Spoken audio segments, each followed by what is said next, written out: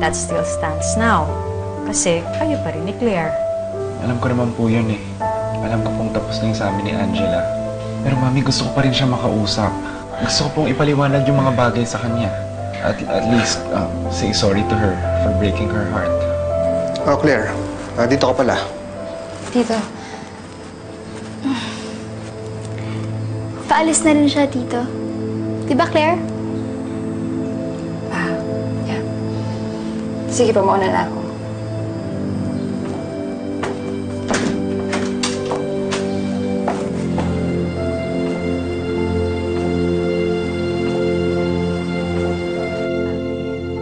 Tama na. Nagkagulo na yung mga pamilya natin dahil sa kanya noon. Iwasan mo na siya. Anak, natulungan na naman natin siya noon, di ba? That should be enough.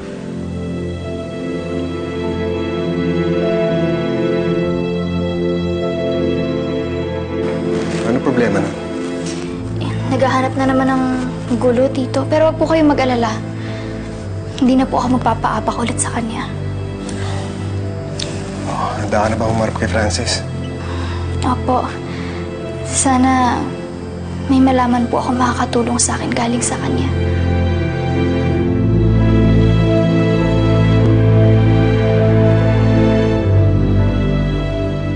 Pasensya ka na, Angela, pero talagang konti lang ang impormasyon na maibibigay ko sa'yo.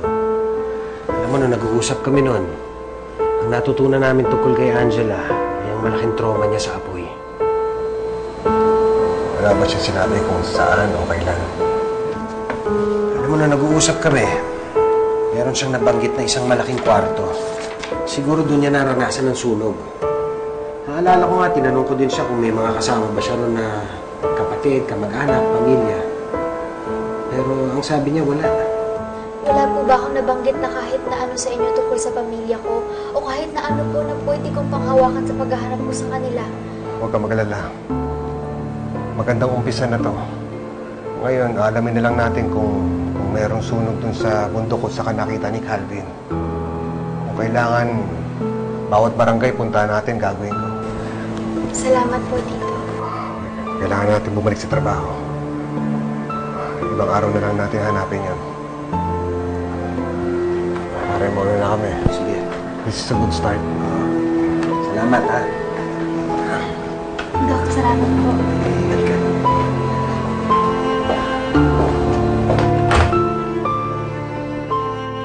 Talaga? Dinalaw ka ni Angela? Nakakatuwa naman yung batang yan. Hanggang ngayon di nakakalimot. Nakakatawa talaga, ate, pero actually kaya siya dumalaw dahil gusto daw niyang malaman yung tungkol sa nakaraan niya, kung pwede ko raw siyang matulungan. But hindi na importante na. Alam mo kung anong importante? Nakapag-usap kaming dalawa, nagkaintindihan kaming dalawa, at nagpasalamat siya sa akin sa pag-aalagang ginawa ko sa kanya noon. Alam mo, Evelyn, kahit naman noon pa, mukha namang mabait yung batang yan. I mean, kahit yung bago siyang dating dito na para siyang asang-aso, Ay, naku! makikita mo yung pureness ng puso niya, lalo na kapag ka nakuha niya yung nagtiwala siya sa'yo. Ate, wala ka nang makikitang bakat ng pagka-feral child si Angela. Ang laki ng in-improve niya. Diyos ko, pati yung pagsasalita niya, yung pagdadamit niya. Ang ganda-ganda ng bata. Talaga? Oo. Angela na naman? Alam niyo, Mami, puro na lang kayo praises kay Angela eh. Eh di sige, si Angela na yung magaling. Claire! So, naman talaga yung batang yun, no? Hindi ko naman alam na nandyan siya. Ingat na ingat nga ako sa pagbabanggit ko ng pangalan ni Angela kasi alam ko naman yung nararamdaman ni Claire tungkol sa kanya. Ay, no. Ewan ko ba dyan sa ampon mo? Hanggang ngayon, ang laki ng insecurity sa katawan. My goodness. Alam mo, pag ganyan siya ng ganyan, malalampasan siya talaga ni Angela. At kahit anong gawin niya, wala na siyang magagawa.